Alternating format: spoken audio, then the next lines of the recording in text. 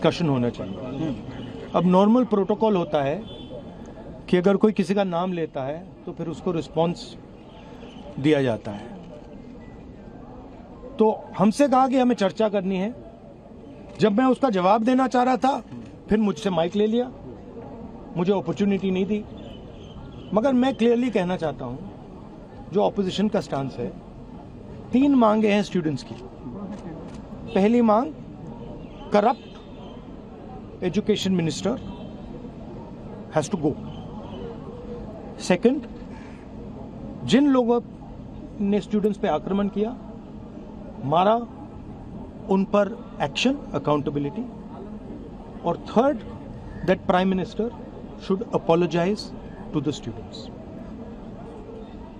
These are the 3 conditions. We are not going to have any conversation, any discussion before Mr. Pradhan is sacked. That's it. Bill को लेकर जो कह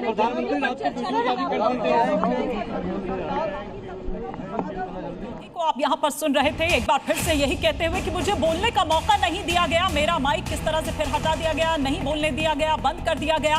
और अपनी उन 3 मांगों को दोहराते हुए कि धर्मेंद्र प्रधान को जाना होगा, प्रधानमंत्री मोदी माफी मांगे और साथ ही जिन छात्रों को जिन पर लाठी बरसाई गई है उन पर क्या कुछ एक्शन लिया जाएगा वो और अकाउंटेबिलिटी तय हो। नीट पेपर लीक से जुड़ी हुई याचिकाओं पर सुप्रीम कोर्ट में सुनवाई।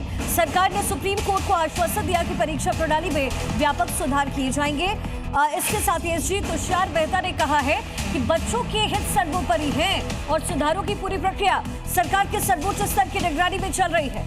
तो सॉलिसिटर जनरल तुषार मेहता, सरकार प्रश्न पत्र की छपाई से लेकर छात्रों तक पहुंचने की पूरी जो प्रक्रिया है वो कोर्ट के सामने रखेगी, ये सॉलिसिटर जनरल तुषार मेहता कहते हुए नजर आए। पेपर लीक मामला जिसमें सुप्रीम कोर्ट में ये सुनवाई और पेपर लीक से जुड़ी जो तमाम याचिकाएं हैं, इससे जुड़ी जो भी याचिकाएं हैं इस पर सुनवाई होगी और साथ ही साथ छात्रों तक पहुंचने की जो पूरी प्रक्रिया है वो कोर्ट के सामने रखी जाएगी, ये तुषार मेहता ने कहा।